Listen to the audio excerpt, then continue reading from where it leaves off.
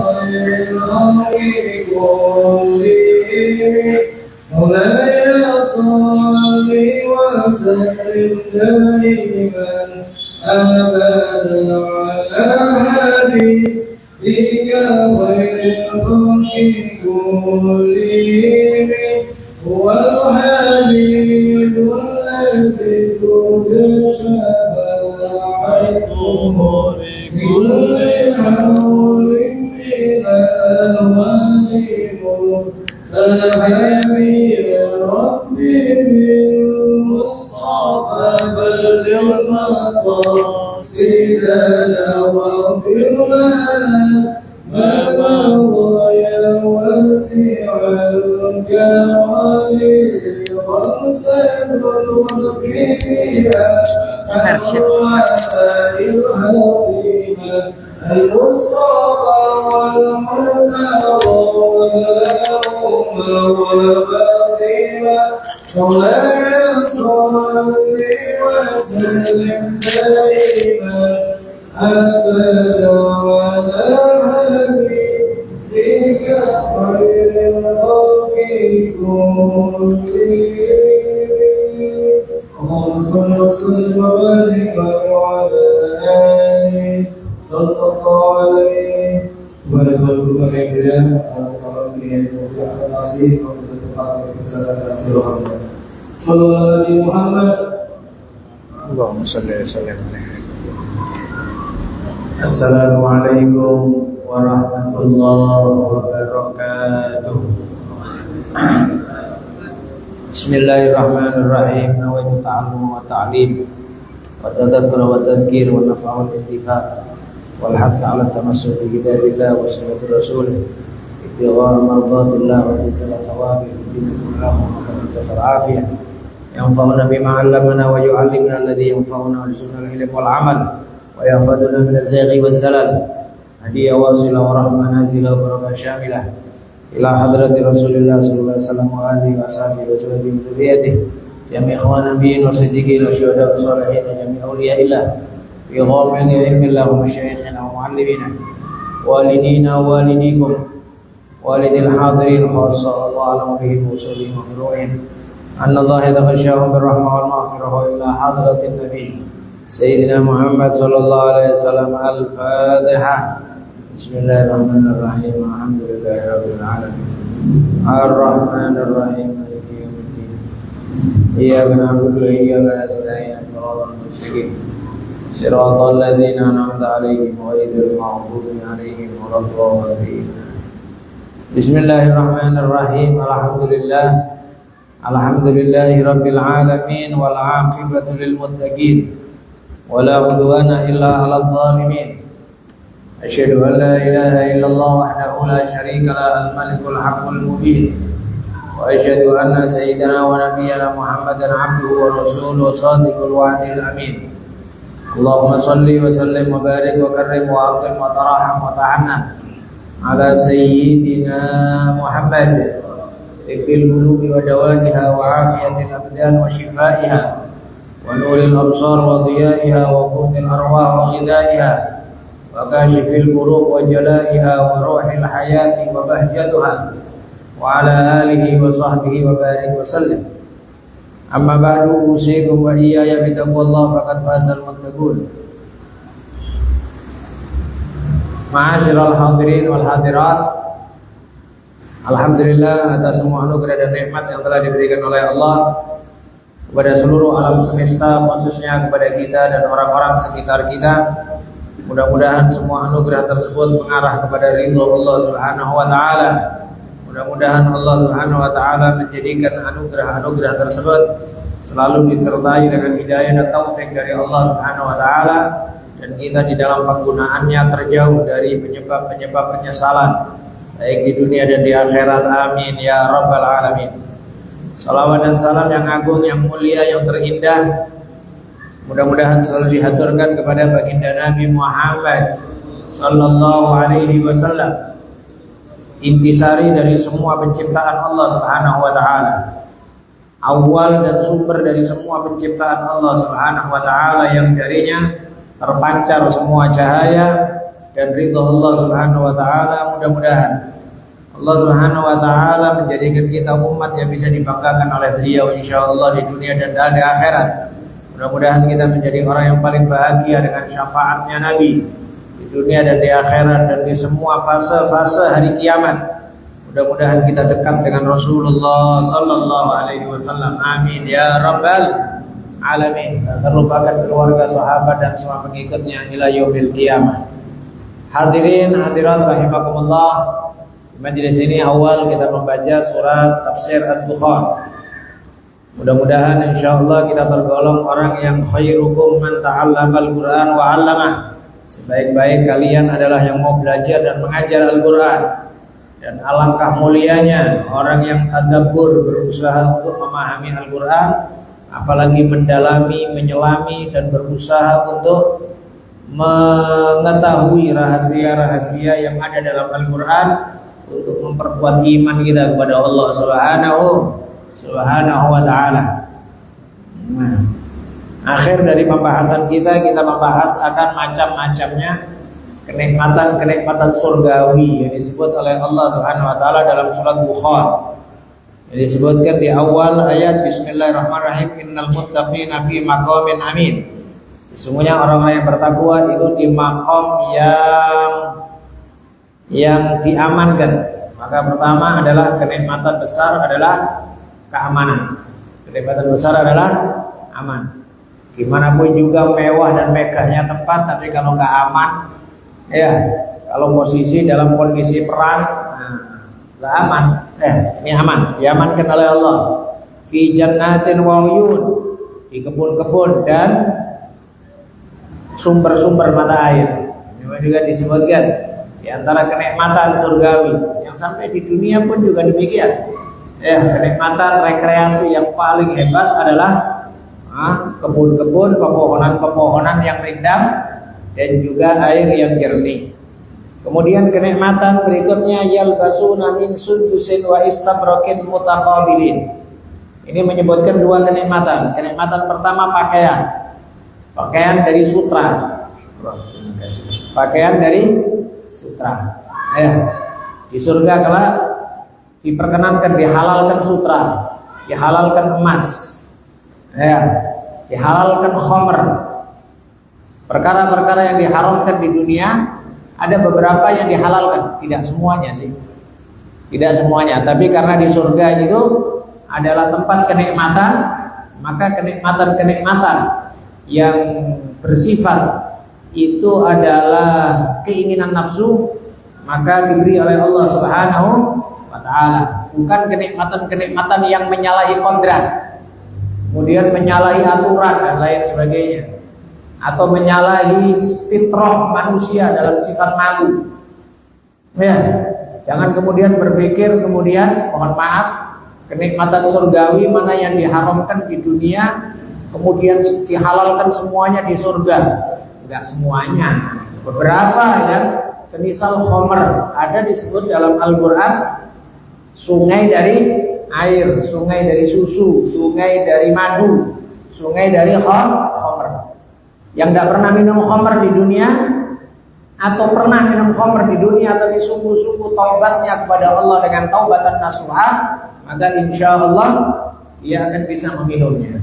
Demikian juga orang yang nggak pernah pakai emas dan sutra, atau pernah pakai emas dan sutra tapi dia taubat dengan taubat yang sungguh-sungguh, maka diperkenankan oleh Allah Subhanahu wa taala pakai emas dan sutra di surga. Berbeda orang yang masuk surga tapi belum taubat dari dosa tersebut, tidak diberi oleh Allah. Bisa orang yang belum bertobat kemudian dia masuk ke dalam surga? Memungkinkan selama dia punya iman, tapi kan bisa jadi besar kemungkinan orang yang berdosa belum taubat, tidak diampunkan oleh Allah, dibersihkan terlebih dahulu di api neraka. Tapi dalam hadis masyhur, yukhraju minan nar man kana fi qalbihi mithqalu dzarrah min iman. Dikeluarkan dari api neraka orang yang di dalam hatinya ada sebiji dzarrah dari iman. Maka oleh sebab itu iman ini anugerah besar, Pak. Anugerah besar. Kalau disebutkan di akhir surat Ihya, di akhir kitab Ihya, Ya, ketika adanya beberapa waktu untuk saling terjadi pembicaraan antara orang ahlun nar, neraka. Meski dalam adab yang pedih, tapi ada beberapa saat, ada beberapa waktu mereka bisa ngobrol, mereka bisa bicara. Dan itu disebut oleh Allah Subhanahu wa taala pembicaraan penduduk neraka. Ya. Dan orang kafir mengatakan ketika ketemu sama orang-orang mukmin di neraka, loh, katanya kalian orang yang mukmin itu di surga, kenapa kalian kok di neraka sama dengan kami?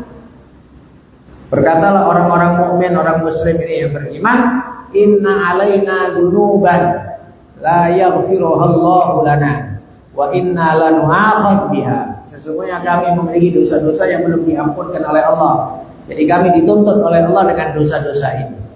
Kemudian datanglah perintah dari Allah Subhanahu wa taala untuk dikeluarkan orang-orang mukmin dari api neraka. Kemudian orang kafir mengatakan rubbama yawaddul ladzina kafaru law kanu muslimin, dalam ayat Al-Qur'an. Orang-orang kafir berkeinginan andai mereka Islam. Udah Islam aja pun sudah, ini anugerah besar lah. Anugerah besar ya, apalagi sampai imannya lebih kuat, imannya lebih kokoh, imannya lebih berbuah dan lain sebagainya. Maka jadikan sebuah hal yang menjadi prioritas hidup kita, Pak. Ya, prioritas kuatnya iman. Ya, berhati-hati dengan lemahnya iman.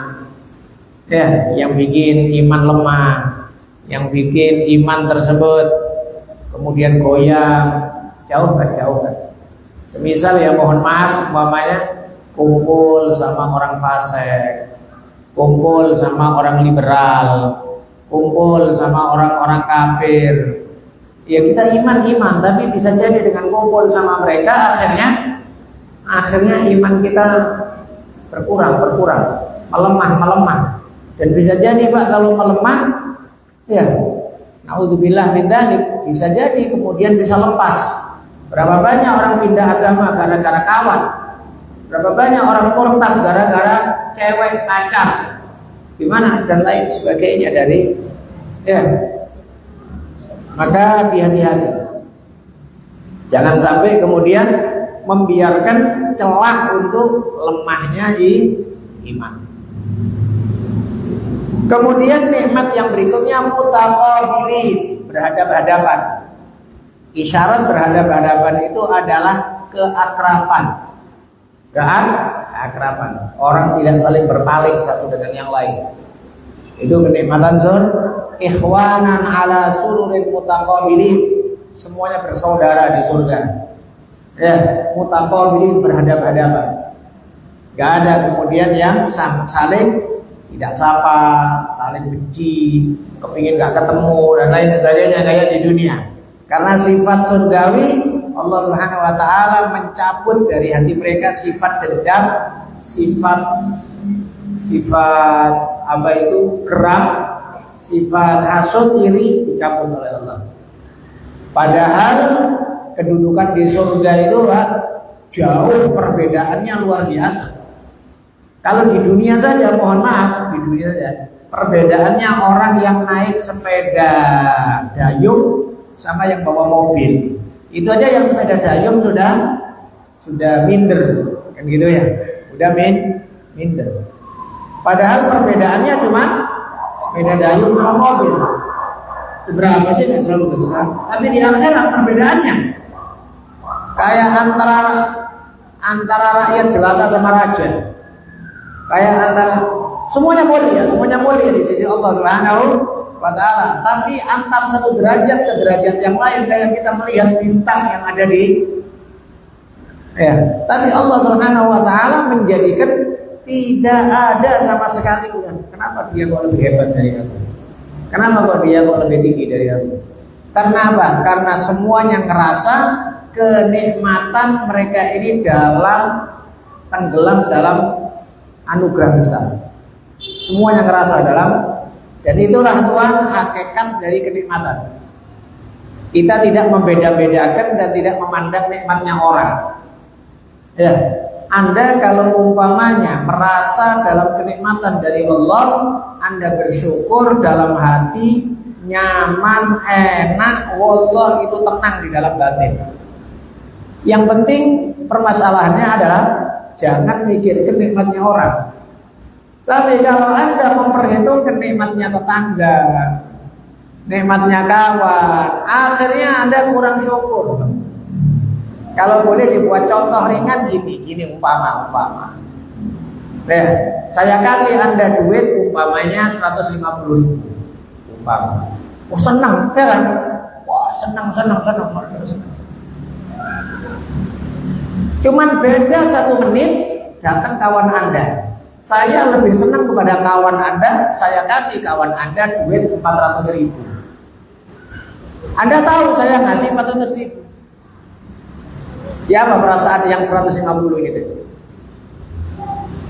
Pasti kan ya aku cuma 150. Kenapa kok datang perasaan aku 150? Kenapa? Padahal tadi setengah menit, 1 menit tadi dia sudah bangga, senang.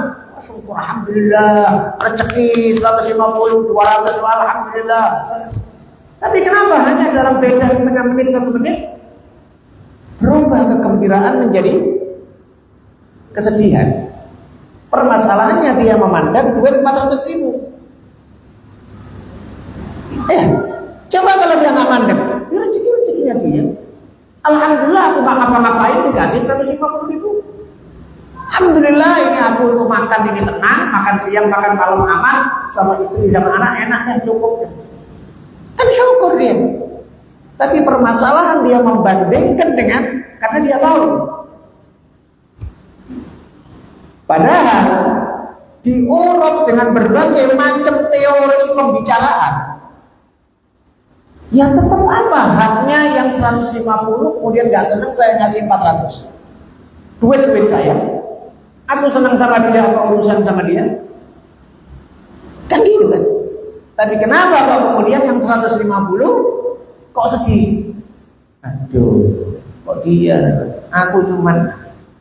Padahal tadi dia sebetulnya udah seneng kali dikasih. Permasalahan utamanya adalah memandang nikmatnya orang. Kalau kita mandang nikmatnya orang, Pak, gak ada selesainya. Ya, maka kenikmatan yang ada sama kita, ya, itu disyukurin dan fahamin. Belum lagi karena kalau kita berbicara tentang anugerah dan nikmat, kita ini berada di dunia banyak. Dunia itu ada atas, ada bawah, ada nikmat, ada tidak nyamannya, ada sehat, ada sakit, kan selalu itu berputar ya. Ada lapang, ada sempit, ada seterusnya kayak gitu. Sama juga demikian. Anda memandang nikmatnya orang karena yang Anda pandang nikmatnya, Anda tidak tahu apa yang dicabut dari orang itu, dari nikmat. Apa yang dicabut oleh Allah? Bisa jadi mohon maaf, kaya dia kaya dia, enak hidupnya dia, tapi Anda tidak tahu problem dia sama keluarga. Nampak dia punya mobil enak, rumahnya menteren. Loh, Anda tidak tahu kalau dia setiap malam ketakutan karena besok mau cuci darah. Begitu gitu kan? Allah Subhanahu wa taala Maha Adil. Dan pastinya nikmat yang tertinggi adalah hidayah dan taufik dari Allah Subhanahu wa taala. Sering saya sampaikan. Saya bersyukur sama Allah Subhanahu wa taala, alhamdulillah. Dan inilah yang disebutkan istilahnya berusaha untuk sejuknya batin, sejuknya hati dengan pemberian Allah. Tapi jujur, kalau umpamanya saya disuruh ganti posisi gubernur Sumatera Utara, enak ya jadi mantunya Jokowi ya. Tapi saya nggak mau, saya enak ngaji gitu kan. Saya enak ngaji. Saya disuruh ganti umpamanya posisi Kapolri umpamanya. Kapolda, nggak mau, enak sekali. Dan semisal itulah Pak, jangan memandang kemudian dia enak, dia pejabat, dia hebat, dia kaya, dia. Anda nggak tahu apa yang dicabut oleh Allah dari anugerah dan nikmat. Anda dikasih oleh Allah, sudah bersyukurlah. Dan inilah yang disebutkan nikmat ini yang memenuhi semua penduduk surga.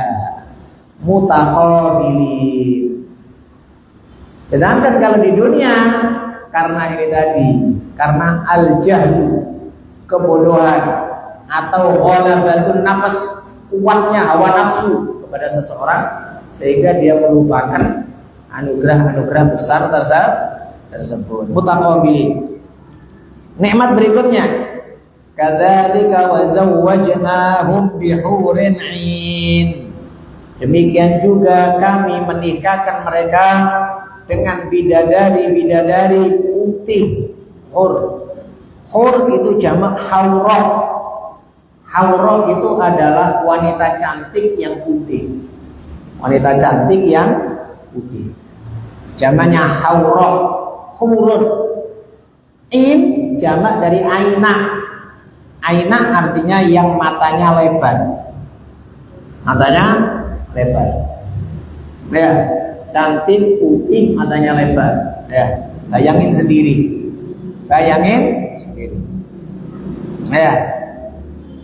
Dan demikianlah kami kawinkan mereka dengan bidadari-bidadari cantik, putih, matanya lebar. Ya. Tidak bisa dibayangkan kenikmatan surga. Tidak bisa dibayangkan secara hakikat. Tapi kalau untuk pendekatan pemahaman, bisa Pak. Pendekatan kepada pemahaman. Tapi semua yang kita pikirkan pastinya kenikmatan surga lebih dari apa yang kita bayangkan. Sehingga para ulama pun juga menyebutkan andaikan. Bisa Anda bayangkan ya. Anda kalau umpamanya memungkinkan untuk menikahi cewek paling cantik di kota Medan, putih, bagus, akhlakul karimah, tapi dia minta mas kawin sekian M. Saya rasa kalian akan berusaha semaksimal mungkin. Gimana caranya? Iya kan? Lah ini surga, bidadari sebanyak itu yang cantik-cantik, yang nggak bisa dipikirkan, nggak bisa dibayangkan kenikmatannya, jumlahnya, hanya disuruh sholat 5 waktunya, kok berat kali. Cuma disuruh sholat 5 waktu, satu sholat 5 menit. Kalau 5 waktu cuma setengah jam, kok berat kali. Maka lezat itu, surgawi itu adalah pahala, bukan balasan. Kalau balasan itu setengah jam itu berapa sih? Dikasih berapa sih? Mohon maaf, Anda kerja setengah jam, dikasih berapa sih? Tapi ini kerja setengah jam sama Allah, dikasih surga seisinya, dikasih istana dari emas, dikasih kebun yang luasnya sekian. Ini bukan balasan ini Pak. Ini anugerah, ini pahala ini. Maka oleh sebab itu, betapa banyaklah orang dalam tanda kutip bodoh, meninggalkan akhirat, milih dunia. Apalagi sampai merendah-rendahkan akhirat. Sampai ngerendah-ngerendahin akhirat. Kalau sampai ngomong, tapi sekarang kan di dunia. Sekarang di dunia, akhirat itu nanti-nanti. Loh iya, kalau nanti-nanti bisa diusahakan. Permasalahannya yang nanti-nanti itu harus usaha sekarang. Umpamanya di akhirat bisa sholat, enak lah Pak. Andai kan di akhirat bisa sedekah, enak lah. Tapi ternyata nggak bisa. Memang ketentuannya di dunia. Amal itu di dunia. Sampai disebutkan ucapan Abu Darda, terkenal itu ucapan Abu Darda. Dia mengatakan, "Lau kanatid dunya dhahaban yafna wal akhirah khazafan yabqa. Lahtaral akil khazafan yabqa ala dhahabil yafna." Yang artinya andaikan dunia itu emas tapi pinjaman sesaat. Sedangkan akhirat itu adalah pecahan genteng. Apa pecahan genteng, Pak? Kalau di Medan jarang ya ada genteng ya, genteng di atas rumah itu. Kalau di Jakarta, Jawa kan banyak ya genteng-genteng gitu ya. Pecahannya, pecahan genteng. Yang kok, tapi kekal, milik pribadi. Pastinya orang yang cerdas, orang yang bijak, dia memilih yang milik pribadi daripada. Kalau boleh dicontohkan gini, Pak. Anda ditawarkan dua hal. Satu, nginep di hotel JW Marriott, tapi 2 hari nginep 2 hari. Atau ada rumah gubuk 10 kali 15 di dalam Amparan Perak sana. Mohon maaf kalau ada orang Amparan Perak, bukan ngeremehin nama. Ini contoh-contoh. Ya, rumah biasa gubuk di pinggir Amparan Perak samping sungai. Tapi diberi, dikasih. Kira-kira yang bijaksana, kita milih nginep JW Marriott 2 malam, ataukah milih rumah di Amparan Perak 10 kali 15? Hak milih. Mestinya kan kita milih yang hak milih, Pak. Punya kita. Untuk apa sih nginep sesaat? Ya kan? Nah, sekarang dibalik. Dunia itu gubuk reot, akhirat itu bintang, hotel bintang 5, bintang 7, bintang berapa lah, gak tahu lah itu. Ya kan? Jadi umpamanya dicontohkan, Bang, mau milih mana? Nginep di gubuk di belakang Amparan Perak 2 hari aja, Bang. Atau ku kasih hotel JW Marriott total milikmu. Terus Anda milih yang gubuk reot di ujung Amparan Peraknya apa kira-kira? Itu cuma nginep 2 malam aja. Nah, akhirat kayak gitu. Akhirat kan lebih hebat, lebih nikmat, lebih sekarang, dan kekal selama-lamanya. Bukan 50 tahun, 100 tahun, jutaan, miliaran, triliunan tahun, selama-lamanya, abadalah. Bikin maka sabar sejenak 50 tahun. Wallah, ringan itu Pak sebetulnya. Ya, dengar ini kadzalika wa zawwajnahum bihurin 'ain. Kami nikahkan mereka dengan bidadari-bidadari cantik putih, ain, yang matanya besar. Ya. Ini nunjukkan juga di akhirat apakah ada pernikahan. Nah, ulama beda pendapat.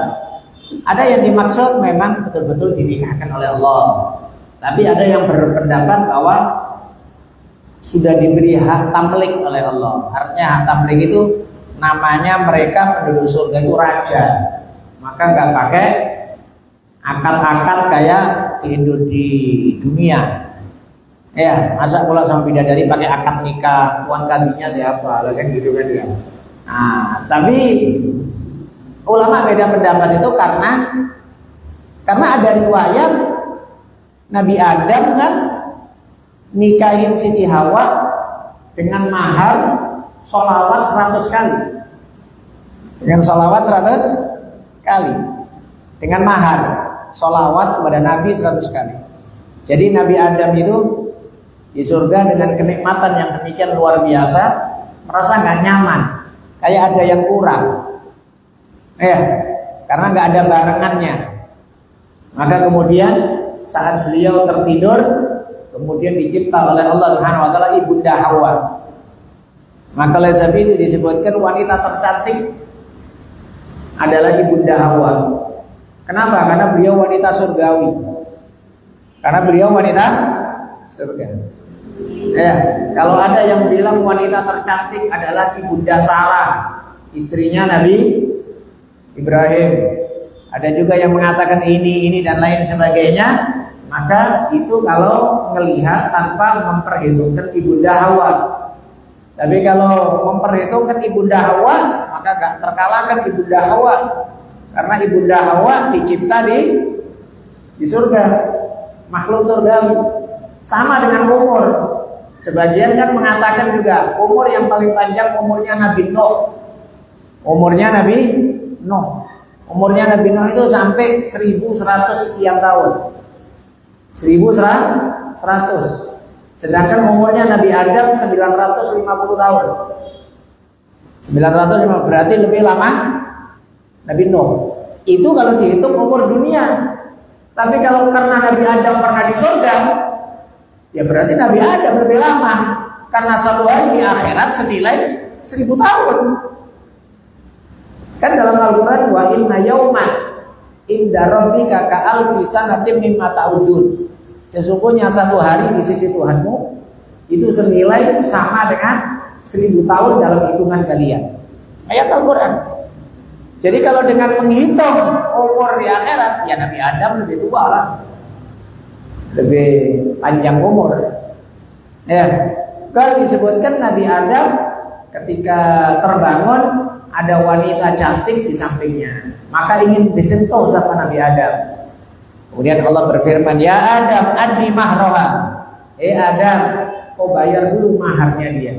Apa maharnya ya Allah? Kau baca salawat kepada kekasihku Nabi Muhammad Sallallahu Alaihi Wasallam. Itu ada beberapa riwayat yang menunjukkan akan kemuliaannya Nabi. Maka ini berarti ada mahar. Ya. Nah, maka di sini tadi kita sampaikan perbedaan para ulama, apakah di surga itu ada akad nikah atau apa segala macam. Mayoritas ulama berpendapat bahwa tidak ada akad nikah, bukan di dunia, karena hukum di akhirat sudah berbeda dengan hukum dunia. Selama tadi kita sampaikan bukan bentuk melawan fitrah, bukan bentuk melawan fitrah. Ya, semisal tadi kita sampaikan khomer di surga ada. Karena khomer juga bagian dari kenikmatan. Menikah lebih dari satu kenikmatan. Tapi jangan kemudian dipikirkan berarti semuanya boleh. Terus mau kawin sama emakmu sendiri. Gak ada lah. Gak bisa mau kawin sama emakmu sendiri. Itu melawan fitrah, melawan kejiwaan normal manusia. Atau mohon maaf, naudzubillah, umpamanya tuker-tukeran istri. Gak ada lah di surga tuh. Kan kenikmatan. Aku kepingin biar itu aku enakmu sendiri. Kalau dalam Al-Quran disebutkan hurun maksuratun fil khiyam. Hurun bidadari maksuratun fil khiyam, hanya tinggal di dalam kemah-kemah. Maksudnya tinggal di dalam rumah istana. Gak ada kemudian bidadari keluar-keluar menawarkan diri sama laki-laki, terus kemudian diambil sama laki-laki. Gak ada. Itu kan. Maka wanita perasaan malu dan lain sebagainya itu ada. Oleh sebab itu sampai disebutkan kan, kadang kan ada pertanyaan. Kalau laki-laki dapat bidadari, kalau perempuan ada nggak bidodoro? Ya kan? Kadang-kadang gitu. Laki-laki bidadarinya bisa banyak. Bisa nggak umpamanya perempuan nanti minta laki-laki banyak? Anda jangan berpikir kenikmatan yang melawan fitrah. Itu kenikmatan melawan fitrah itu. Sifat manusia ya masing-masing ada sifatnya. Laki-laki, oleh sebab itu kan ada ya di Facebook kadang-kadang gurauan ya.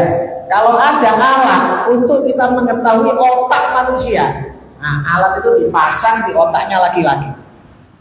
Mesti yang tergambar di laki-laki ini istri 4 kali cantik satu rumah. Tapi kalau di otaknya perempuan, ya, alat ini masuk di kepalanya perempuan, yang tergambar itu apa? Emas, sutra, ya kan? Nah, kartu kredit full, belanja mall, itu yang Gak ada kemudian perempuan kepikirnya laki-laki 10 main bareng. Ini gak fitrah. Tapi kalau laki-laki memungkinkan hal tersebut, itu lah ya. Laki-laki pikirannya itu adalah kenikmatan syahwat. Tapi perempuan rasa malunya jauh lebih besar, dan itu fitrahnya perempuan. Laki-laki ada cewek yang mau sama dia, wah langsung menjar lah. Tapi perempuan, ditawarin sama bapaknya, sayang ada cowok tuh bagus, remaja masjid Nurul Islam, mau kau mau dilamar sama, nggak jalan ini senyum. Jawabnya malu ya, cuma jawab aja malu. Maka Zabi itu disebutkan diamnya siapa? Diamnya gadis itu dianggap iya. Diamnya gadis masih perawan itu dianggap ridho. Kenapa? Karena perempuan punya sifat malu. Nah, kenikmatan surgawi jangan kemudian dianggap gak ada hukum di dunia, semua yang haram bisa halal. Ya tadi kita sampaikan, gak mungkin kau kemudian menikahi ibumu sendiri. Ibu tetap ibu. Kau nikahin nenekmu sendiri, gak mungkin. Kau nikahin anakmu sendiri, gak mungkin di surga. Karena itu melawan fitrah. Tapi kalau kenikmatan yang lain, khomer, istri banyak dan lain sebagainya, nah keinginan-keinginan yang lain maka diturutin oleh Allah Subhanahu wa ta'ala. Lahum ma yasha'una 'inda rabbihim, bagi mereka apa yang mereka keinginkan, apa yang mereka kehendaki. Kenikmatan berikutnya, yad'una fiha bi kulli fakihatin aminin. Nikmat berikutnya adalah mereka meminta di dalam surga apapun yang mereka inginkan dan buah-buahan. Bi kulli fakihatin. Umpamanya tidak ada kata kulli, bi fakihatin sudah menunjukkan buah yang banyak karena nakirah.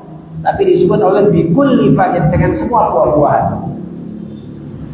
Mereka minta semua buah-buahan. Apa yang mereka inginkan dari semua buah-buahan diturutin oleh Allah. Dan pastinya buah-buahan itu adalah melebihi dari kadar kebutuhan primer. Kebutuhan primer itu beras. Kebutuhan primer itu yang untuk makanan pokok. Buah itu adalah kenikmatan. Dan di surga, jangan berpikir makanan pokok, Pak. Lebih dari makanan pokok. Oleh sebab itu disebutkan orang penduduk surga sebelum masuk dalam surga mereka minum telaga Kautsar. Minum telaga Kautsar. Sifat telaga Kautsar, man syariba minhu syarbatan la yadma'u ba'daha abada. Yang minum seteguk dari telaga Kautsar tidak ada haus selama-lamanya. Mudah-mudahan bisa minum telaga Kautsar. Amin. Kalau disebutkan, kenapa kok tidak ada haus selama-lamanya? Iya, karena di dalam surga nggak ada haus. Karena haus, lapar itu bagian dari kekurangan. Orang haus, orang lapar itu bagian dari kekurangan. Jadi orang ke surga makan karena kenikmatan, minum karena kenikmatan, bukan karena lapar atau haus. Lapar itu kurang. Perut melilit, haus, kerongkongan kering. Kekurangan. Di surga tidak ada kekurangan. Maka makanannya makanan kenikmatan. Buah. Aminin.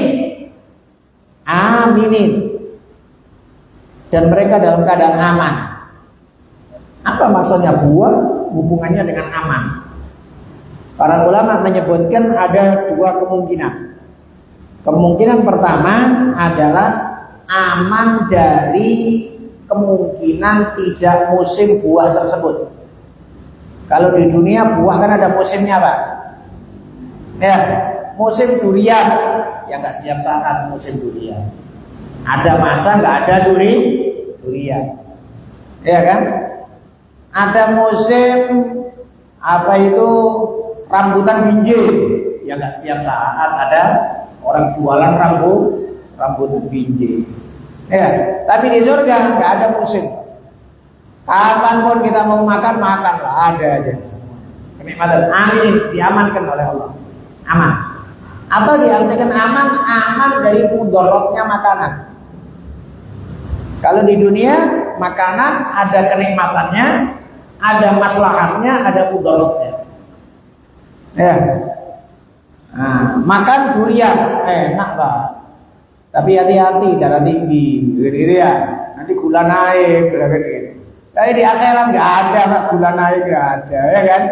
Nggak ada darah tinggi, makan aja, kan gitu. Makan ini, takut ini, segala macam. Itu karena di dunia.